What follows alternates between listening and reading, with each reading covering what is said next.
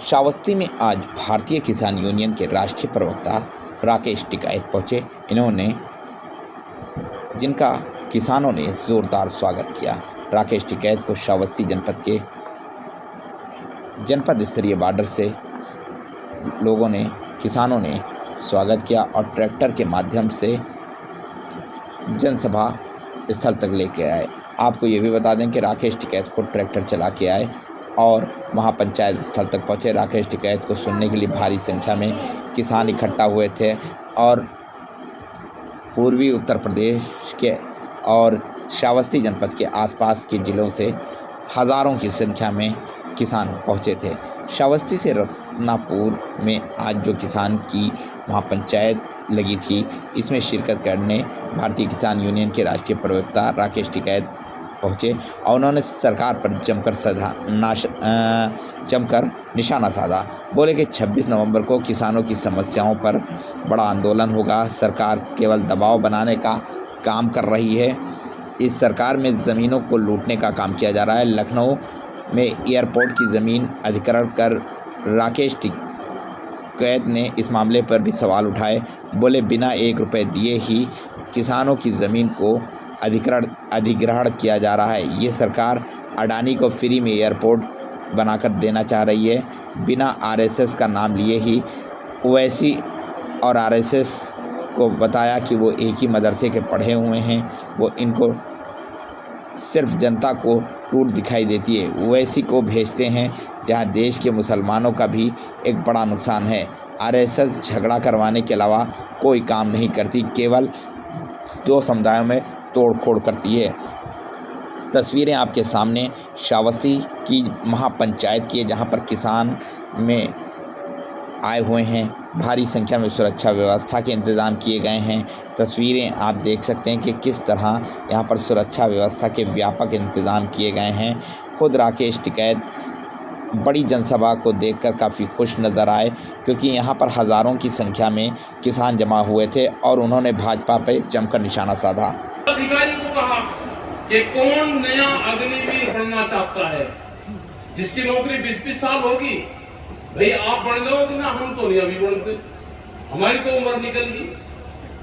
हमने MP MLA कहा भाई आप ये अग्निवीर बन जाओ।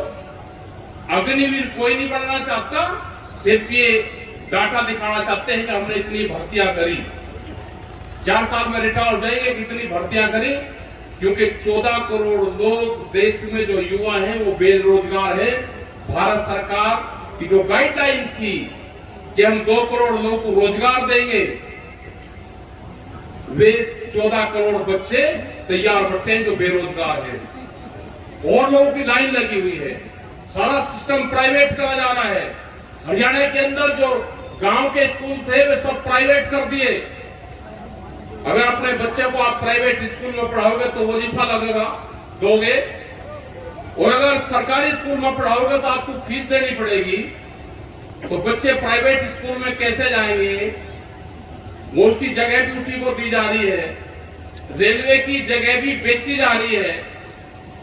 मंडियां जो आपके यहाँ पे हैं उसकी जगह भी बेची जा रही है। अभी यहाँ का प्रस्ताव तो नहीं कि यहाँ के प्रस्ताव आगे, लेकिन मध्य प्रदेश के, राजस्थान के कुछ जगह के प्रस्ताव आए हैं। 182 मंडी मध्य प्रदेश की जो A ग्रेड की मंडियां हैं उसकी खाली जगह को बेचने का काम करा जा रहा है।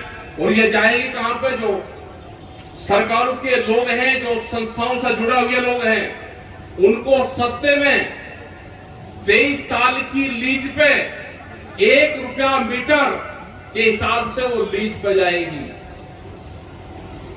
किसान भी बचा सकता है, तैयार रहना, संघर्ष होगा और इस संघर्ष में अब की बार कुर्बानी आ जाएगी, उसके लिए तैयार रहना।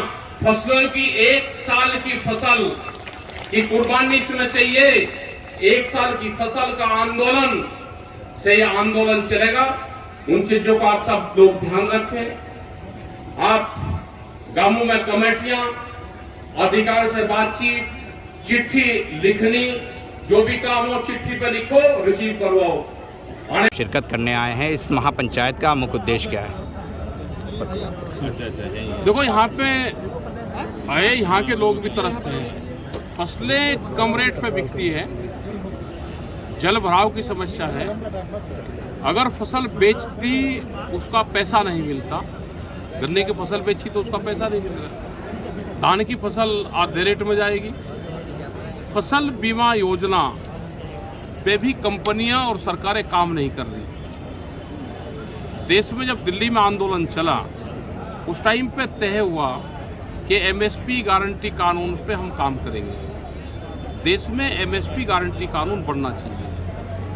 जब वो बन जाएगा, किसी को भी व्यापार करना, फसलें खरीदनी, तो जो सरकारी एमएसपी होगी उसके कम पे वो खरीद नहीं करेंगे। 13 महीने आपने आंदोलन किया, एमएसपी अभी तक पास नहीं हुई, क्या है फिर क्या करेंगे, आगे की रणनीति क्या है आपकी? पास इसलिए नहीं हुई कि जो व्यापारी हैं वो जब लूटता है फसलों को, सरकार की साझेदारी है उसमें, वे सब लोग उसमें शामिल हैं। सरकारी संस्थाओं को बेचा जा रहा है, एफसीआई की पूरे गोदाम को बेच दिया, अडानी को एफसीआई की खरीद की गारंटी दे दी, उसको खरीद करवा रहे हैं, तो उनको नुकसान होगा।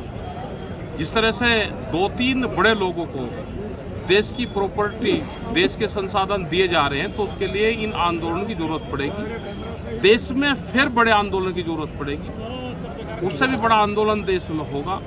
उसके लिए पूरी तैयारी देश भर में चल रही है।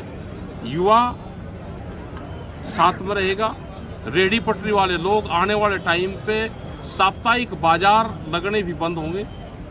पशुओं की नई एक पॉलिसी लेकर आ रहे हैं।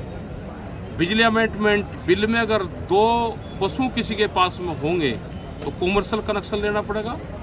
बाहर से दूध की कंपनियां आ रही है, 22 रुपये लीटर तक। उन्होंने कहा कि हम गांव में दूध बेच देंगे।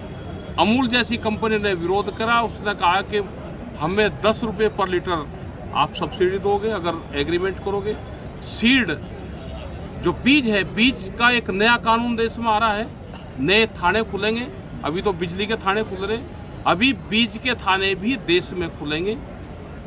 वे रोज किसान के खेत पर रहेंगे और उसमें जो नया सीड कानून है, बीज कानून है, उसमें सजा और जुर्माना दोनों हैं। तो क्या ये किसान बच जाएगा? ये किसान इकट्ठा रहेगा तो ही बच पाएगा। जैसे जमीनों को लूटने का काम करा जा रहा, लखनऊ में एयरपोर्ट के आसपास के 5-6 गांव की ज़मीन बगैर 1 रुपये मुआवजा के ले ली वापसी, और कह रहे हैं कि 1942 में ज़मीन अधिग्रहण हुई थी। 1942 में तो अंग्रेजी हुकूमत थी, फिर आप जब देश आज़ाद हो गया तो ये किसान आज़ाद क्यों नहीं हुआ?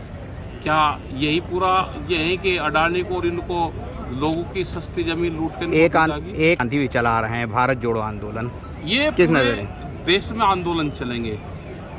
विपक्ष वालों को मजबूत रहना चाहिए, इनको भी सड़क पर उतर जाना चाहिए, नहीं तो अगला टारगेट ये विपक्ष है, इनको सबको ख़त्म करेंगे, फाइनेंशियल रूप से भी ख़त्म करेंगे, और इनके जो लोग होंगे उनको अपनी पार्टी में शामिल करेंगे। एकल पार्टी देश में जाना चाहते हैं। आपने सहारा ग्रुप पे पैसा, जनता का बहुत पैसा है, वो ज़मीन में उसने लगाए हैं, उसने शेयरों में लगाए, उसने बैंकों में लगाए, और ये यहाँ नहीं, ये पूरे देश का बहुत पैसा उनके पास में है, वो पैसा दे। अखिलेश यादव समाजवादी पार्टी के फिर अध्यक्ष चुने गए हैं, क्या 2024 में आपका साथ पाएंगे वो? ये हमारा तो किसी, हम तो नॉन पॉलिटिकल आदमी है, जिसको जहाँ वोट देनी होगी दे लगे, हम तो नॉन पॉलिटिकल आदमी। 2024 के चुनाव में आपका रुख क्या रहेगा? अगर ये इकट्ठे रहे विपक्ष वाले तो कुछ कामयाब हो जाएंगे, नहीं तो ये बेईमानी करेंगे जैसे विधानसभा में करिए। हारे हुए कैंडिडेट को जीत का सर्टिफिकेट देंगे, कोई इलेक्शन कमीशन में कोर्ट में कोई जा नहीं सकता। अखिलेश यादव कह रहे हैं हर बूथ पे 20,000 वोट उनके कटे हैं, क्या इत्तेफाक रखते हैं हाँ आप? बिल्कुल ठीक कह रहे हैं, वो क्या झूठ बोल रहे हैं, ठीक कह रहे हैं।